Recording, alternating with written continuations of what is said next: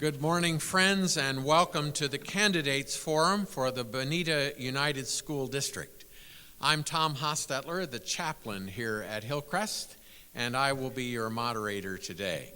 We're looking forward to an hour or so of respected sharing as we experience a conversation about what is best for the education of our children and schools in an informed choice of those who represent us on the school board. Congratulations to your decision to come out today to hear these candidates. What we say and do about local education is central to our understanding of an informed democratic society.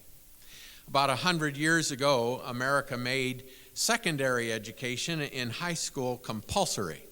That was almost unprecedented, a massive leap forward, and it drove a lot of our economic boom over the past 100 years. Obviously, the world is radically different from that time, but unfortunately, education has not always kept pace. And you see other nations out-educating, out-investing, out-innovating us. And we now have a globally competitive economy where we're competing with India and China and Singapore and everywhere else. That's the world our kids grow up into, and we're never going to go back the opposite direction. So what we think about teacher education and teacher training and pay and educational standards and strategies to achieve high school completion and college preparation and trade and technical and vocational training, all of them are important to keep our civic democracy healthy. So here is an opportunity to hear from those who will have a voice in shaping the future of education and ask them your questions about the things that you believe are important. As we begin, will you join me as we recognize our sponsor and host for this event, Hillcrest Homes.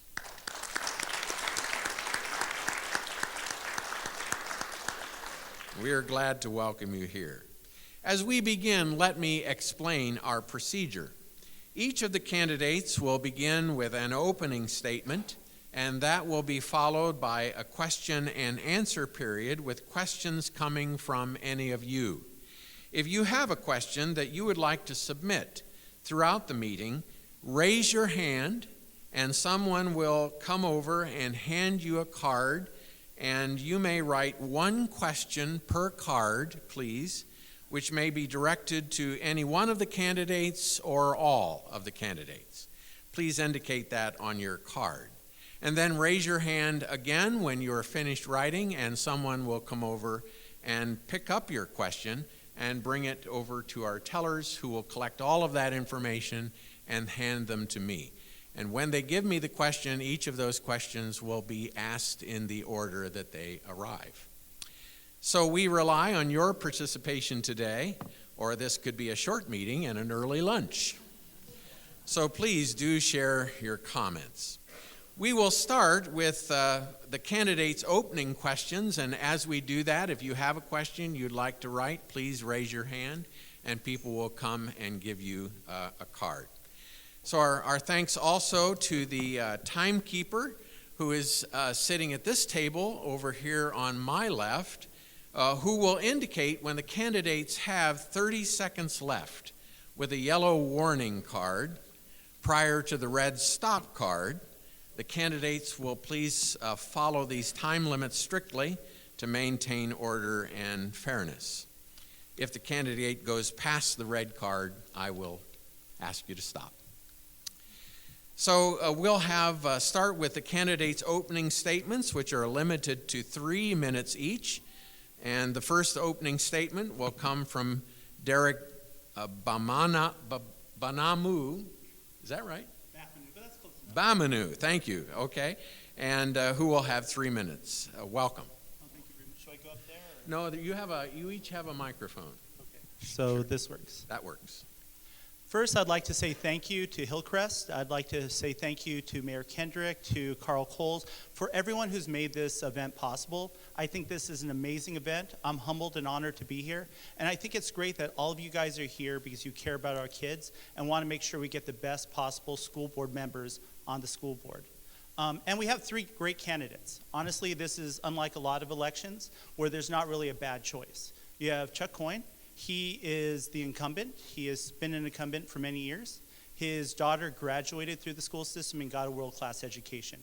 We have Krista Chakmak. She grew up here, she graduated here, she is involved in many organizations, and she is a social media wizard because she has just done great things with social media. And finally, you have me. I'm an educator. I have my master's degree in education. I'm a teacher, and I'm very passionate about making sure all of our kids get a world-class education. And for me, the key thing really is we want to make sure all of our kids get a well-rounded education.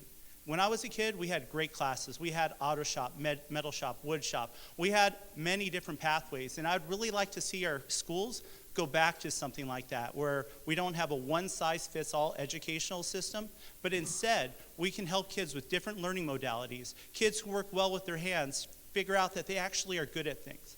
As an educator, I know the best way to discover what your talents are is by exposure. And I believe if we can give our kids good exposure to a variety of skills, they will benefit from it. So again, I'm a teacher, and I believe mastery matters. So in my head, I'm thinking, if you want someone to give you good medical advice, you see a doctor. If you want someone to put a good roof on your house, you hire a roofer, because education and experience matters. In the same vein, I think if we want really good educational policy, we should elect an educator. Currently, there's not another educator on our school board. Currently, there's not another educator running for the school board position. And I just think that voice would really help our kids get better educational outcomes. Again, thank you for showing up. Thank you for your participation, and I look forward to hearing your questions. Thank you.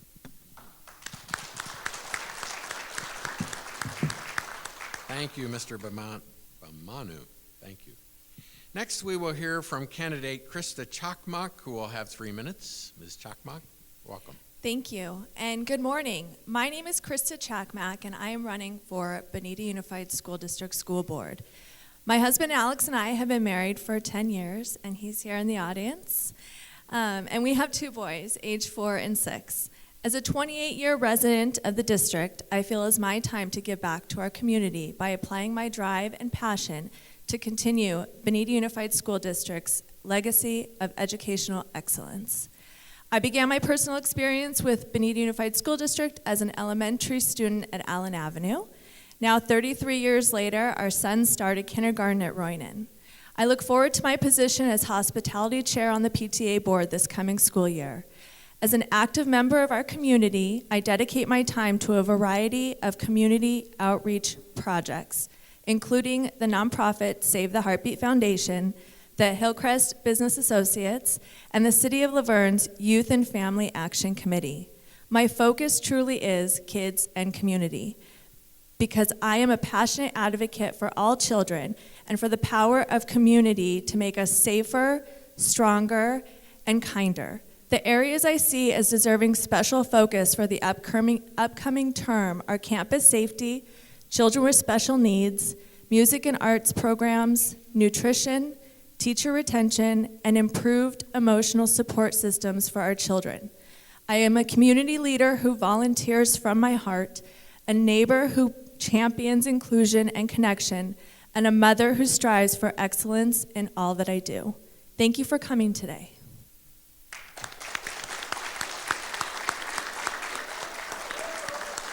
Thank you, Ms. Chakmak.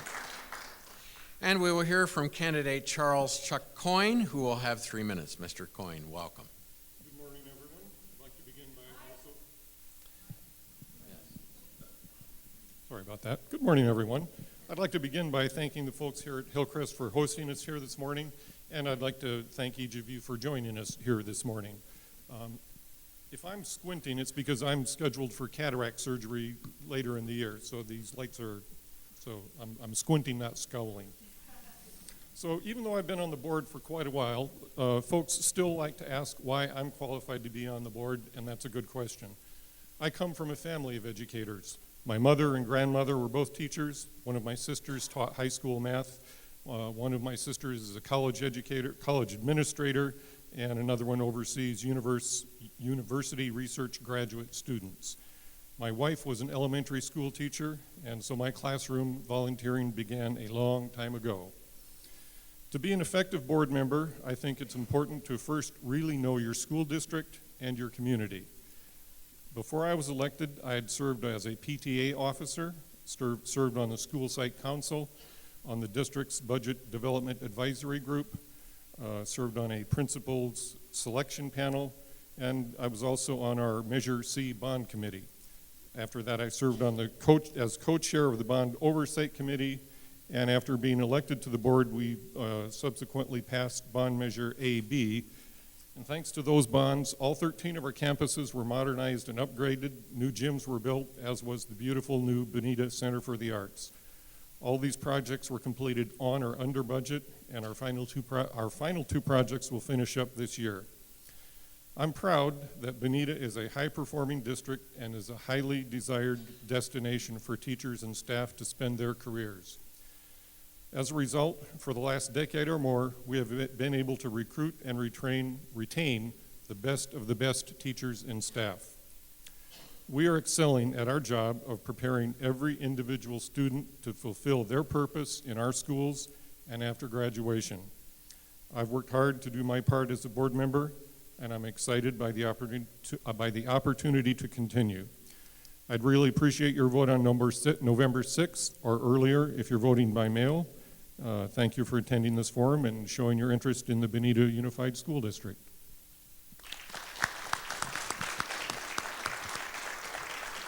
Thank you, Mr. Coyne. Now we come to the question and answer period when the candidates will be given 2 minutes to respond to the questions that you have submitted. In these rules of procedure, please note that there is no time given in debate for rebuttal, so I advise each candidate to state their case fully when it is their turn. In the case where the question is addressed to all of the candidates, we will use a rotating order for response, starting in alphabetical order. Let me take the first question.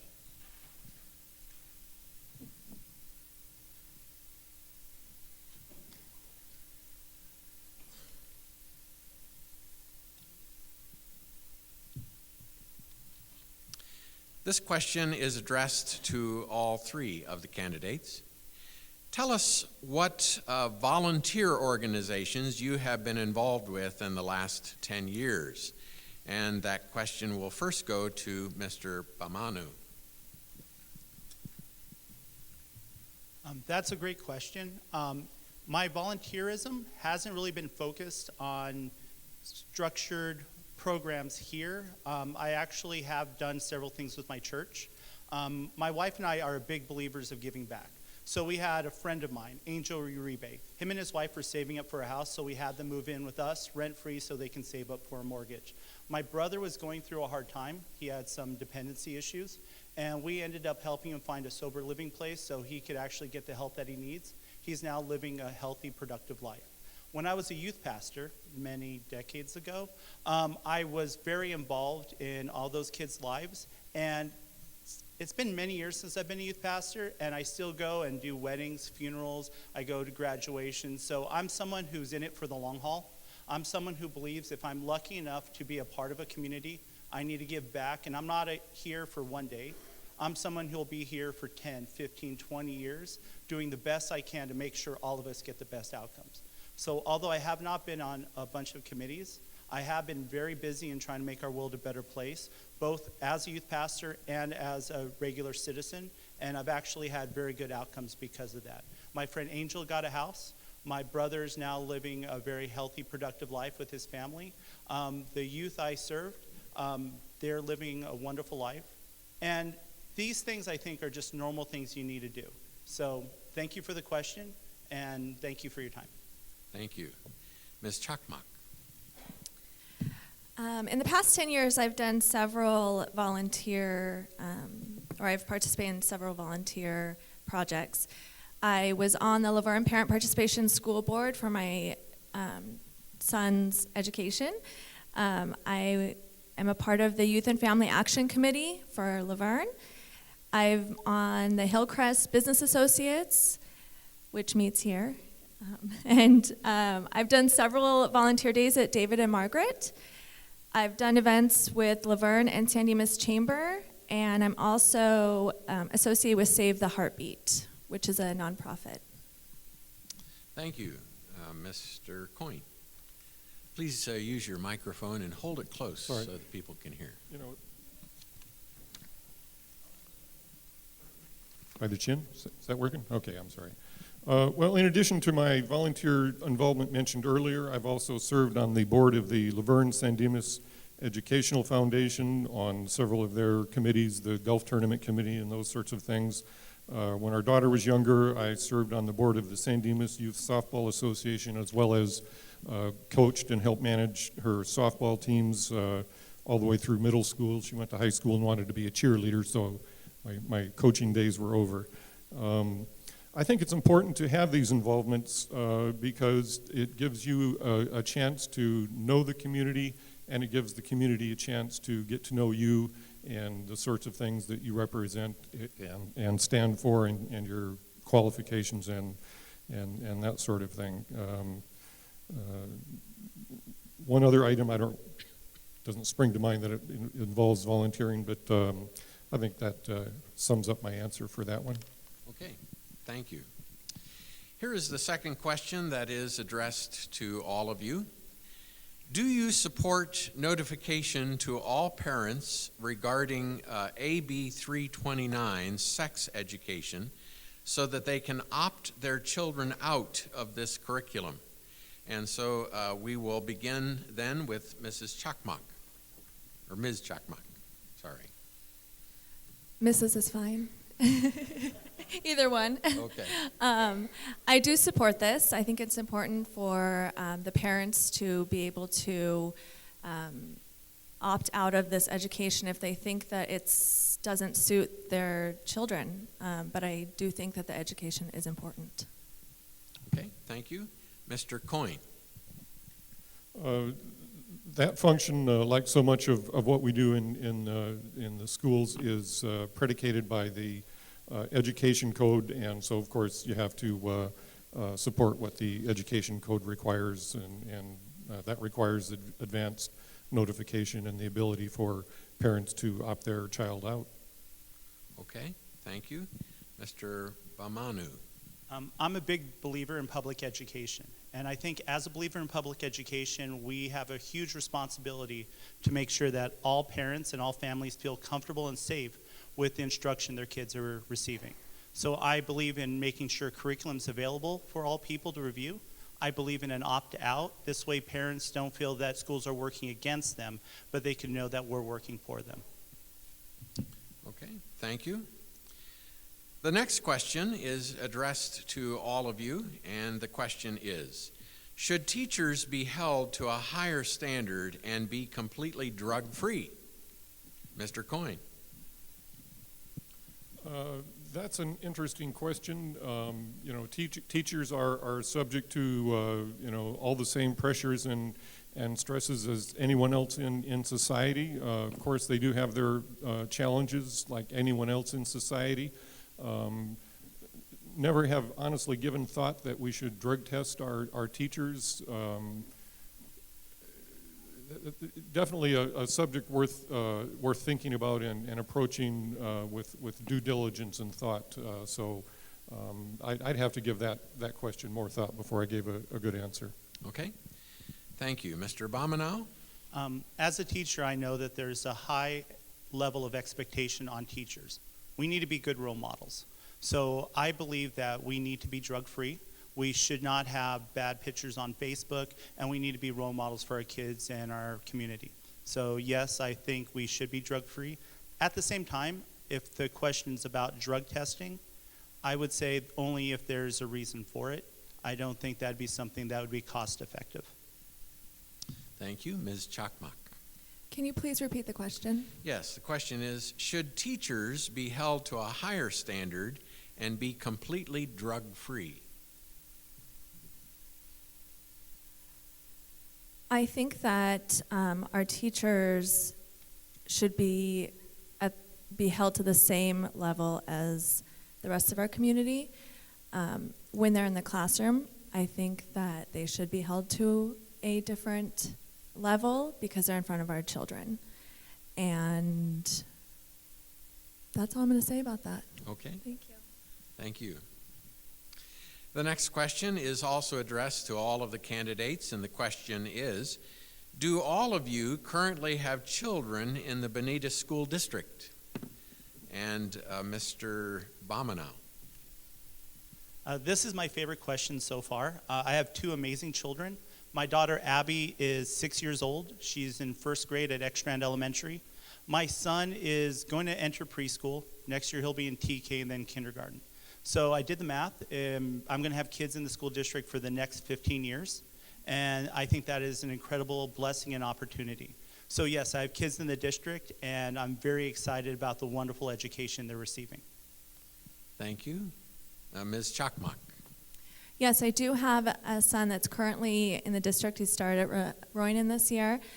But I have countless other kids that are in the district that I love, and they may not be my blood, but they are definitely my kids. Okay, good. Thank you. Mr. Coyne. Our daughter graduated from San Dimas High School in 2012. Very proud to say she went on to college, graduated college a couple years ago, and is off on a tremendous career. So I feel that she was very, very well prepared for her next purpose by our school district. Implied in the question is that it is the question of the importance of having a student in the district as you serve on the board. And now having been on both sides of that coin, it just slipped out, I'm sorry. Perhaps our daughter was a drama queen to a degree, but there are definitely upsides and downsides to having a parent be on the board. Not every teacher out there loves the school board, to be honest, and there are things and situations that happen when you are on the board that as a parent, I'd want to go charging in there and take care of business in regards to my daughter. But you talked about being teachers being held to a higher level, so are board members. And so you have to moderate yourself when these situations that come up that happen to any child in any school, to any parent, because you're setting an example as a role model. And so there's pluses and minuses to being a current parent with a child in the district. Currently, of course, I feel that it's far better to not have a child in the district if you're on the board. Okay. But I'm biased. Thank you. All right. The next question is for all three of you, and the question is, what qualifications do you have for this position? And we begin with Ms. Chakmak.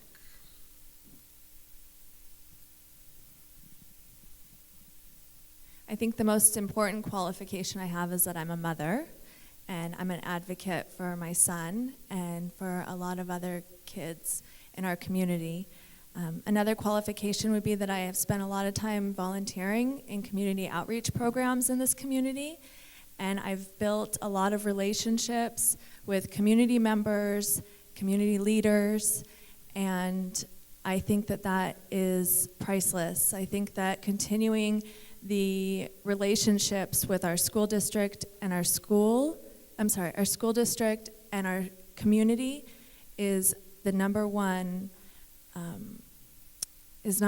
We have to all work together to provide our kids a safe and kind and respectful community.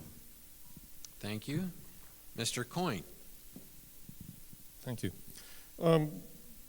There's so much more to the job of being a board member than the educational portion of the school district. Under the purview is included student and employee health and safety, construction issues, finance, managing bond money, customer service, pensions, insurance, the Allen bill, transportation, community relations, attending community events, having the time to visit and see as many classrooms during the school year as possible. I run my own business, so I'm kind of a budget hawk, and I think that's an important factor to have on the school board is someone from business or who's worked in business that really can understand the bottom line.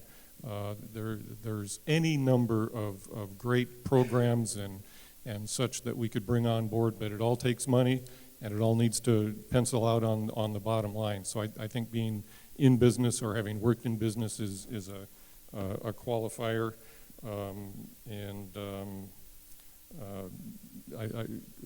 I'll put out that my 13 years of experience on the board also qualifies me to be on the board. Thank you. Mr. Bonita. Well, first I would say I think it's very important for us to have a wide variety of people on the school board. We need many different perspectives, and we need people who can actually listen to each other and listen to understand so we can find win-win solutions. So first, I do have that skill. But one of the reasons why I think I'd be a great school board member is because I've actually studied education. I have a master's degree in education. I also work in education. And sometimes when you work in a field, you actually have a deep understanding of it. You understand the nuts and bolts of things. You're able to examine the details and really find meaningful things there. I hired an electrician, and I'd been working on something for about a month. And this guy, no joke, came in, and he fixed it in about an hour. Now, what does that mean besides I'm not a great electrician? It means that mastery and experience matter. So I believe that my experience in the classroom and my education really would make me a wonderful school board member, and it's a voice that I think would aid our school board in making even better decisions. Thank you. The next question has to do with school safety, which is an issue that is in the news. So the question is, how will you work to make schools safe or safer? And we begin our question with Mr. Coyne. Well, school safety, of course, is in the headlines these days, and San Dimas and Laverne are both served by the school district. So in Laverne, we work hand in hand with the Laverne Police Department. In San Dimas, we're covered by the sheriffs over there, so we have great relationships with the sheriffs. There's a lot that goes on that doesn't make headlines that those two departments get involved in. So proactively and after the fact, there's a lot going on in the safety of our schools that fortunately no one ever hears about. When issues do arise, they're very professional, and they're able to get a hold of the situation and get things under control and moderated pretty quickly. And so that's kind of on the responsive end of things. We've done more and more on the school sites themselves as far as people getting on the campuses. You can't just walk into the campus and wander around. You have to stop at the office, have your driver's license scanned. You're given a little badge that has your picture on it, and that's throughout all of our schools. And that does two things. It makes sure that a record of who that was is kept, and that also goes immediately to the sex offender database. And I don't believe it's happened here, but I have heard of it happening in other districts where offenders have tried to get into schools. They were flagged right then with this system, and a potential problem was averted. So safety is, it's primary, job one, all the way from our, from A to Z through the district. And I think we're doing as much as can be done. There's always more to be done, and we're always looking at ways to improve and enhance the safety of our children and our employees. Thank you. Next is Mr. Bamanu. First, I would say we're very fortunate to have a very good leadership team in our district. We have people who have actually spent a lot of time thinking about this. They have these blocks that can lock doors rather quickly. We have a system that allows us to check backgrounds and get IDs out to people. But I do think there's more that we can do. As a teacher, one of the things that bothers me about my campus is if there's an active shooter drill, sometimes it takes the police 5 minutes to respond. I would like to make sure that we could reduce that time. We have drills, they do practice, but I think some way we need to make sure that we can have a response quicker. We do have 2 armed police officers or security guards, I think they're police officers, on our campuses. The problem is we have more than 2 campuses. So we definitely need to foster or continue to foster a great relationship with the Sheriff's Department and the Laverne PD. And finally, one of the things I would like to see us add is they have these clamps that can go on top of doors to lock them from the inside. Currently, I don't think we have those. And what that means is if there's a shooter and they're in the front of the school, they can get keys and open up a door. Now, we have trained our staff to barricade the doors, and I think that's a very good thing to do. But I'd like us to consistently work on this problem to make sure we have the best possible solution. Thank you. Thank you. Ms. Chakmak. I have visited, I visited all the school campuses aside from Chaparral, which is on my list. And I did notice that they have put in the lock block mechanism to all the classrooms. And they also added peepholes, which I think are great additions. I also, by attending the Youth and Family Action Committee, I get reports from the resource officer that is on our campuses, and I think that that's important. He does a great job. I would love to have 10 times the amount of Frankies that are in our district. I also think that by improving emotional support systems, that this has a great opportunity to make our campuses safer.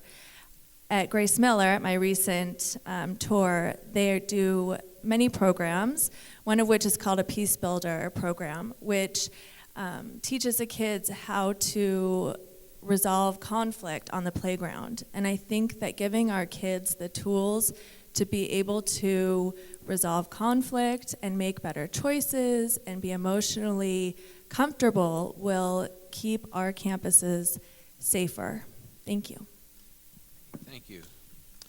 So the next question, one person from the audience would like to know, and this is for any of the candidates who would like to respond, would like to know about affiliation with ALEC, American Legislative Exchange Council. Do any of the candidates wish to speak to that question? No one knows. I don't know anything. Okay. I'll just say I'm not at all familiar with it. Okay. So can't say much. All right. Okay. Thank you. The next question is for all the candidates. Please tell us how you think we can ensure equity of services and facilities for both San Dimas and Laverne. So we'll begin with Mr. Coyne. For as long as I have been on the board and before, this school board has treated the district as a district that happens to serve 2 different cities. When we did the easiest qualifier for that is how the bond money was spent out. Every one of the schools got modernized. Every one of the schools got upgraded to the latest at 10 years ago, 15 years ago now, to the current technology standards and needs. When we look at policies and procedures, you know, they have to be equitable across the line. There has been an issue in the past where one side of town thinks the other side of town is getting a better deal or got a better deal, and I think that's just kind of maybe the natural rivalry between groups of people, just like the smudge pot. You know, both cities want to take that smudge pot home on Friday nights. So that is a question that comes up. I think it's a valid question, and I'll just reassure everyone that everyone that's on the board right now and that I've worked with in the past has always made it a high priority to make sure that things are equal across the board for all 8 of our elementary schools, our 2 middle schools, and our 3 high schools. Thank you. Mr. Bamanu. I think equity is a very important idea. And it doesn't mean equality. It doesn't mean we give everyone exactly the same thing. I love my kids, but they have different needs. And because they have different needs, I need to give them different things. My son likes time together, so I'll be working on something, and my son will come up, Daddy, I have no friends. Will you play Legos with me? Now, I really would like to work, but I stop what I'm doing, I play Legos with him. My daughter, what she wants is actually for me to help her with her craft projects. But that doesn't mean I'm treating them equally. That means I'm knowing my kids, and I'm giving them what they need. In my belief, we need to have good communication with all the parents, all the PTAs. If I'm lucky enough to be on the school board, I will attend every single PTA meeting, not for all schools, but every school I will visit, just to make sure there's not this separation between school board and parents. I will make myself available at Starbucks meetings because I think the best way to have equity is to listen.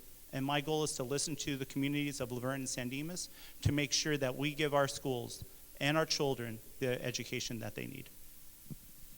Thank you. Ms. Chakmak.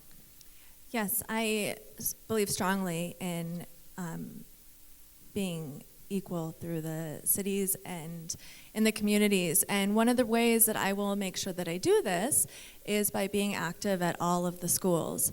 For back to school nights, I visited every school. It was a challenge, and I ran, literally, but I made it, and I think that that's important because all of our schools need all of our attention. And I plan on also continuing that and visiting all of our schools throughout the district during school hours, which is very important because I need to see and feel what's going on in our schools. Also by building relationships throughout the cities. San Dimas and Laverne are both very important, and I think that building the relationships with community leaders is key. Thank you. Thanks. This is for all three candidates. The question is preceded by a statement. A few months ago, an issue of the paw print at the high school created some fuss when it was published. What's your opinion of the content of that issue and the community response when it was published? We begin that question with Mr. Bamanu. I guess I should ask a question. With the paw print, were we talking about the school newspaper that published something about our president? I don't know the context of that question. Would the questioner care to elaborate?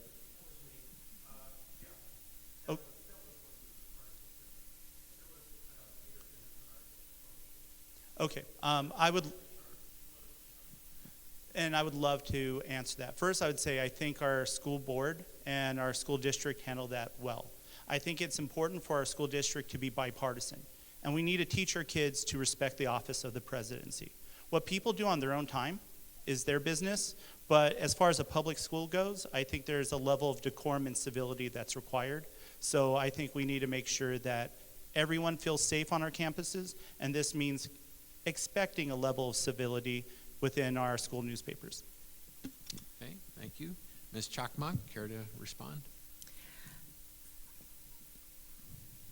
I think that the article that was written and put into the newspaper was perhaps not the best choice, but that it was published in this. But I think that it is important for our children to have a space where they can speak freely, and it's unfortunate that this particular article was very,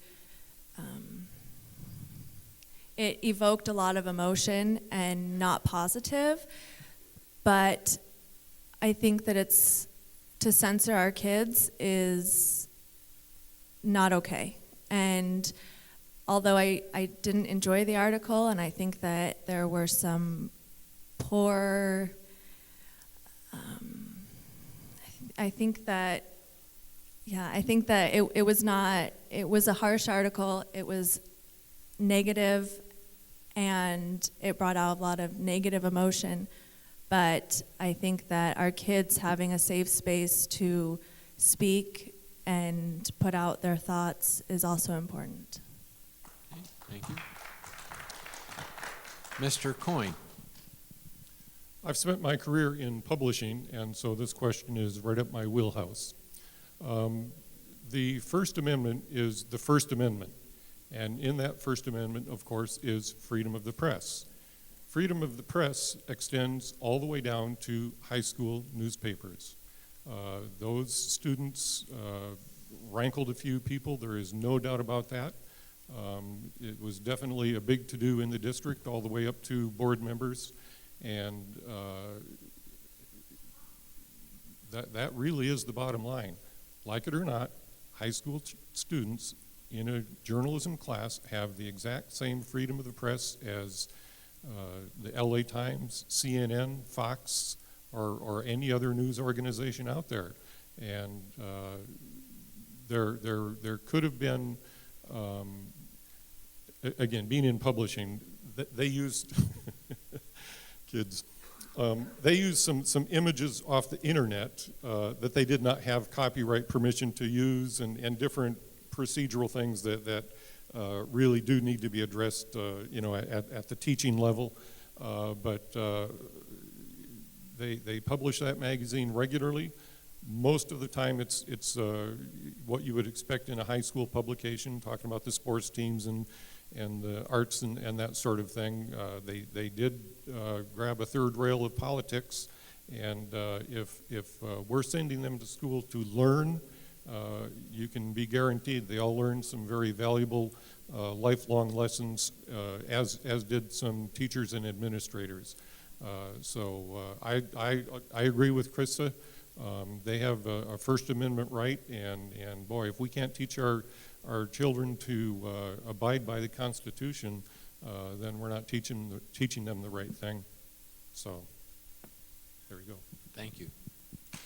All right. This question is for all of you. One of the key responsibilities in the board or at the board is accountability. Please expand on your understanding of this responsibility and how you believe accountability can and will be improved with your leadership on the board. Accountability. And we begin with, I've forgotten where we are. Ms. Chakmak. I was hoping you were going to say someone else's name. I think that the best way for me to, I don't know actually if accountability needs to be improved, but I can say that by having me on this board, I will contribute in a positive way towards the accountability because I am active in the community, and I have a child that's currently in the district and one more that's coming up, and I'm invested in the schools and my community, and I go to a lot of meetings as it is. I'd love to have this one be in one of my meetings, and I think that I know that our superintendent, Carl Coles, believes strongly in being transparent, and I think that by being transparent, then we have to be accountable. Okay, thank you. Mr. Coyne.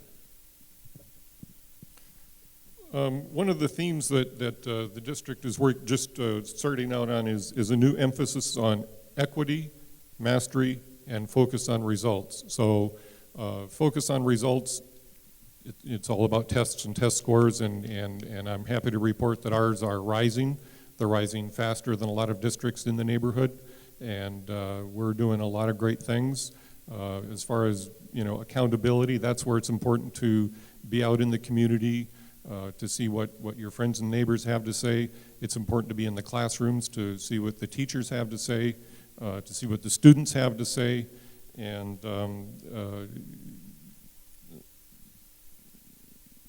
I agree with Krista. Transparency is key.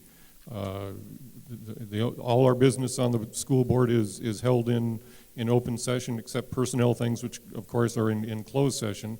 And I would forewarn Krista, if she gets elected, to be ready to be accountable in the grocery store, because Patty Lauderell, who's stepping down after 17 years on the board, tells lots of stories of conversations that she has in the grocery store about the school district. So accountability is absolutely critical, and I think that from A to Z, we hold ourselves within the district very highly accountable for everything that happens, and I think we have good reason to be proud of everything that happens in this district as well. Thank you. Mr. Bamanu. First, I think there's many avenues of accountability.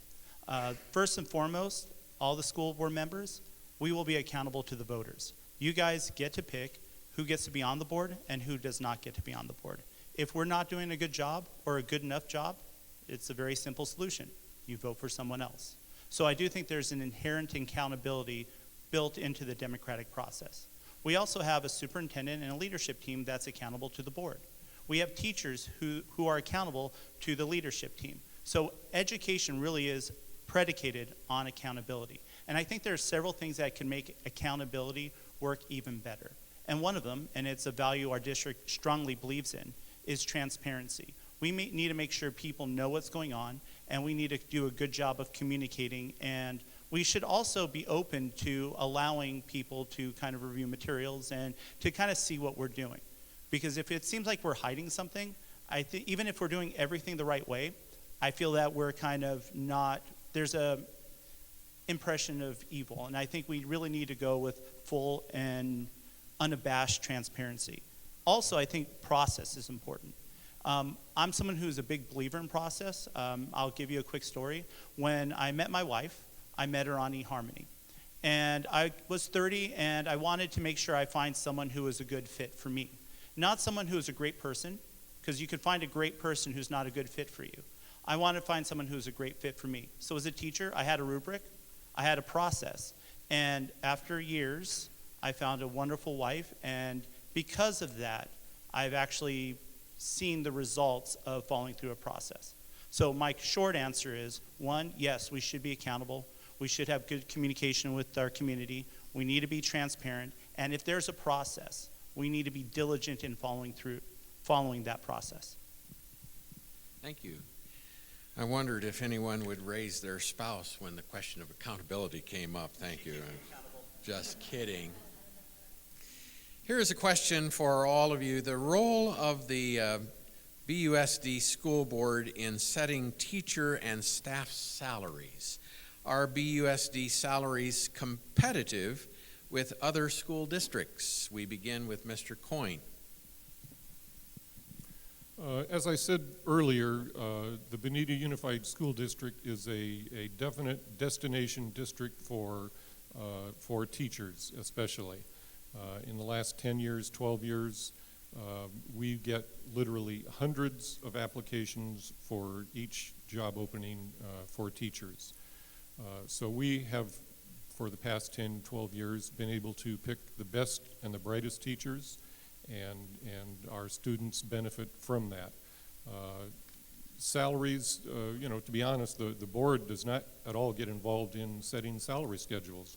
That's all negotiated between the leadership of the bargaining units and personnel who are selected from the district office, not necessarily the superintendent, but assistant superintendents and other people that are involved in administration of the district. We, for many years, have settled our contracts in plenty time for the coming school year. There are a lot of districts where teachers are working, teachers and classified people are working without a contract. They're working with a contract that has been expired for a year, 2 years or more. And so we have very, very good relationships between our bargaining units and the folks at the district office and the board, and was not always such. It's not as pleasant at some other districts as it is here at Bonita Unified, and it takes a team all working in the same direction, and we really do have that here with the leadership of the district, working with the leadership of the bargaining units to make sure that everyone is paid. Everyone wants to make as much money as they possibly can. There's no doubt about that. The district sure wants. Oh, I'm out of time. Thank you. Mr. Bamanu. First, before I address the question directly, I'd say as a teacher, there are many variables into why you pick to teach at a school district. Salary is one, but there's other things as well. Leadership team, is there stability? Because as people have been in a position for a longer period of time, relationships deepen and they become more effective. So one of the things I want to make sure is that we have stability in upper management. Another thing is culture. Is there a culture that's focused on educating our kids? Are teachers supported? There's many variables, and I think that our district's doing a really good job with those variables currently, and I want to make sure that continues. As far as specific salaries, I think that our district has a really good relationship with all the bargaining units. So I think that relationship and the philosophy that our upper management has will continue to foster and to kind of build up a good relationship with all the bargaining units. So I know Mr. Coles and his leadership team have a good philosophy, and I'm fully confident that this wonderful relationship of mutual respect will continue. Thank you. Ms. Chakmak. Can you repeat the question for me, please? Yes, the question is about the role of the Bonita United School District Board in setting teacher and staff salaries. Are BUSD salaries competitive with other school districts? I believe my role in the salaries of the Bonita Unified employees, that I'm not in that, I don't have a role in that. But my role would be to maintain and foster relationships with the parties that do manage that, and between the unions and the Bonita Unified School District management. I think that creating and keeping the relationship that they have right now, which is of respect, and I think that that is important, and I would do nothing but keep that relationship and foster it and keep it strong. Thank you. The next question is along the same area, but it has to do with governance, finance, operations. So this question is for all of you. Where would you like to see additional spending in the district? And as a piece of that question, what experience do you have with complicated budgets? So the question goes first to Mr. Bonita. First, I should kind of share this. I've been accused by my college roommates, my close friends, and my wife of being able to divide a dime into 11 pennies. So I'm someone who is very diligent at making sure that every single cent gets spent to have the best possible outcome. In college, that meant, and by the way, I was a very poor college student, but in college that meant getting napkins when you went shopping and using those for whatever purposes you can. So I'm someone who definitely believes in good stewardship. I believe in balanced budgets. I believe that if people trust you with finances, you need to make sure you have the best people possible looking at the budgets, and you need to trust their advice.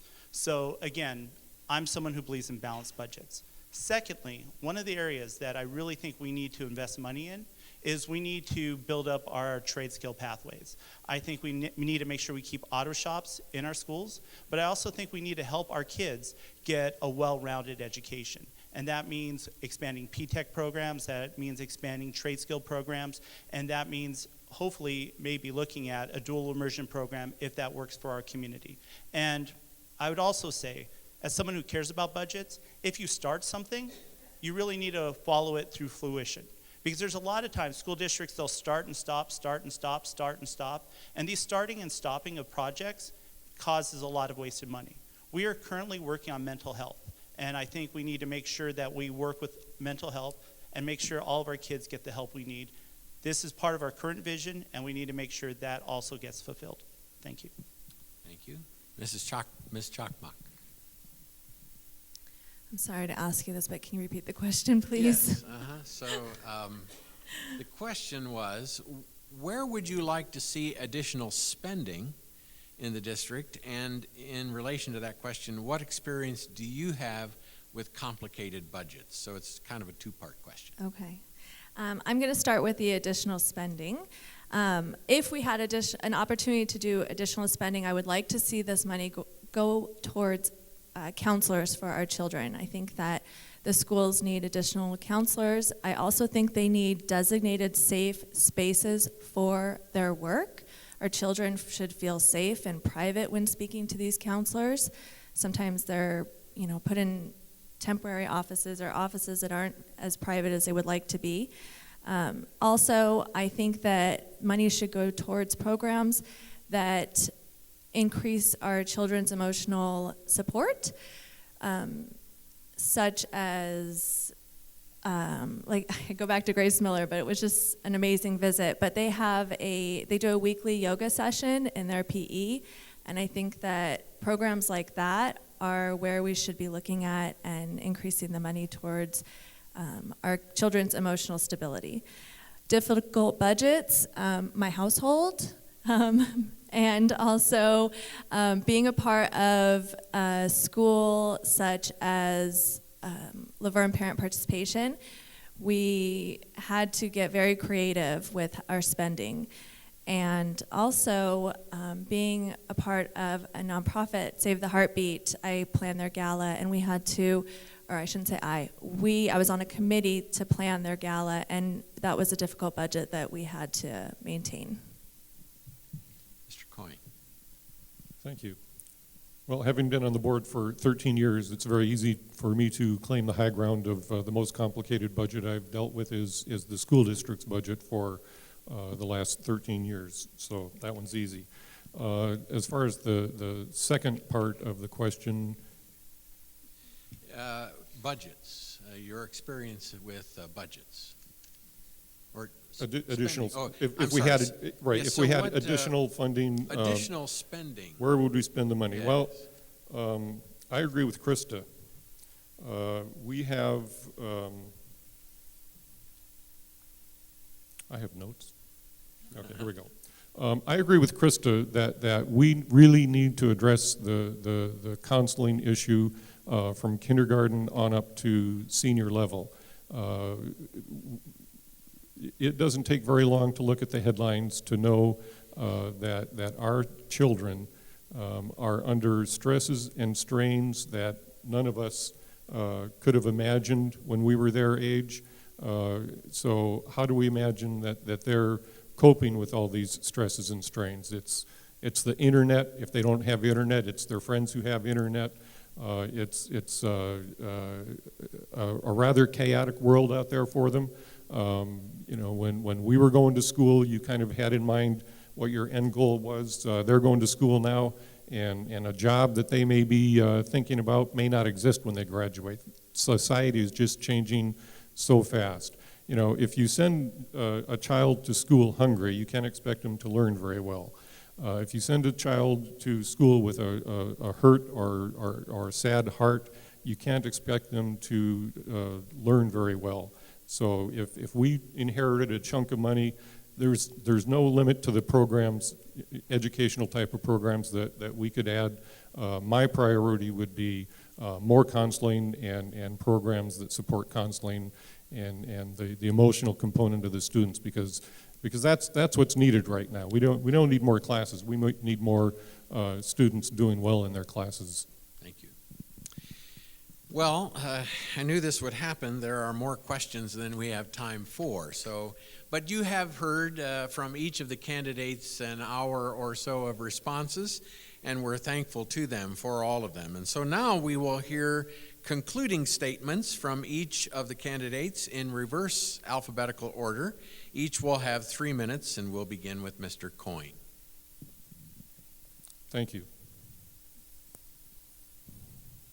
Even as we sit here this morning, we have 470 teachers hard at work in their classrooms and about 10,000 students out there learning from them. It's an awesome responsibility, and it's been an honor to have been serving on the board. I hope to serve another 4 years. Part of my thought about what a school board is for is to provide civilian oversight of the school district.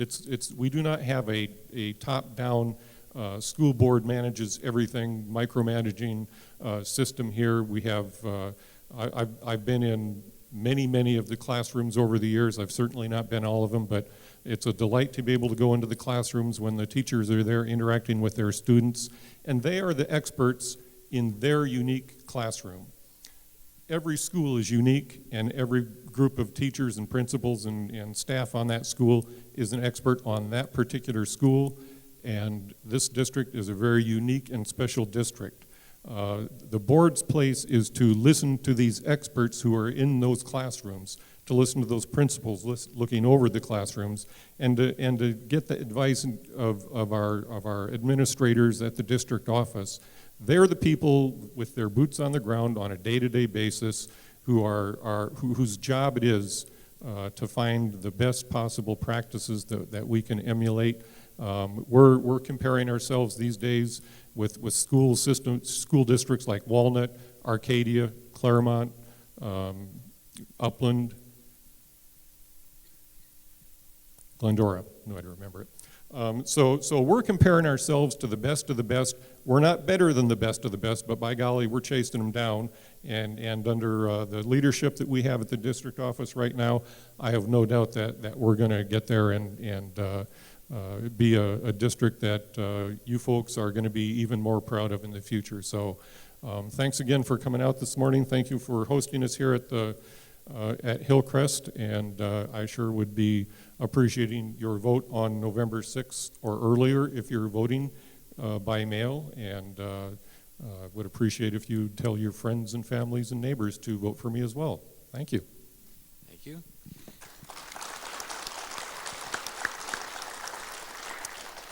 Ms. Chakmak.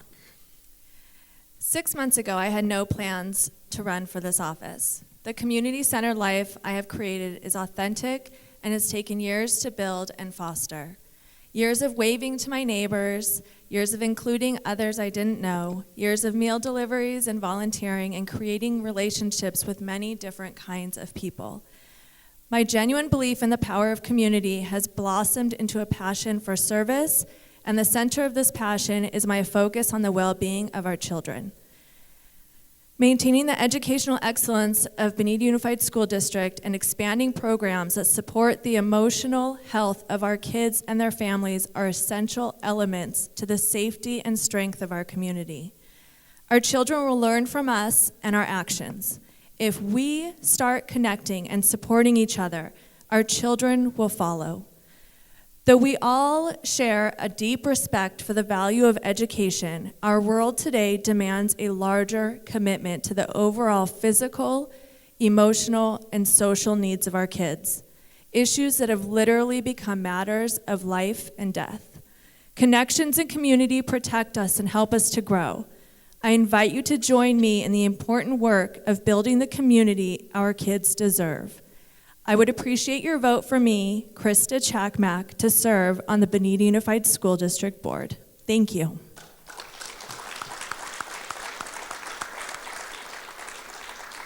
Thank you. Mr. Bamanu. Thank you, sir. So my name is Derek Bapanu. First, I'd like to say, if you guys are interested, there's little treats in the back with my name and card on them, just in case you wanted cards. And if you're not voting for me, please take the candy anyway, because otherwise it's going to go bad, and I'm on a diet and I don't want to eat it. So, but first, I would say my wife and I are very blessed to live in this community. And really, Laverne and San Dimas are kind of like one community. I remember in 2011 when we were looking for houses, the housing market dropped, and we had the good fortune of buying a house here. And it has been an amazing experience. And we were very concerned parents. We wanted to make sure our kids went to a school system that would give them a world-class education. And we believe we found that school system. And the reason why I'm running for school board is I want to make sure that our world-class school system becomes even better. And I'm sure all three of us care about our school system. We do. And no matter how the election turns out, I'm confident all three of us will be working to make sure our school system is as good as possible.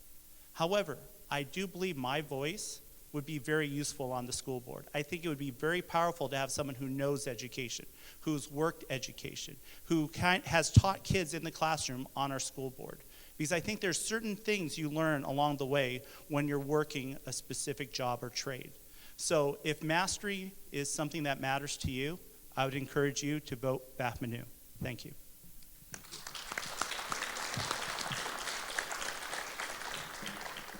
My friends, I want to thank each of you for coming today and for participating in this forum. We should be very proud of the caliber of candidates we have, each of whom are interested in doing their very best to make our schools and our community the best that it can be. So will you join me in thanking our candidates for this excellent forum?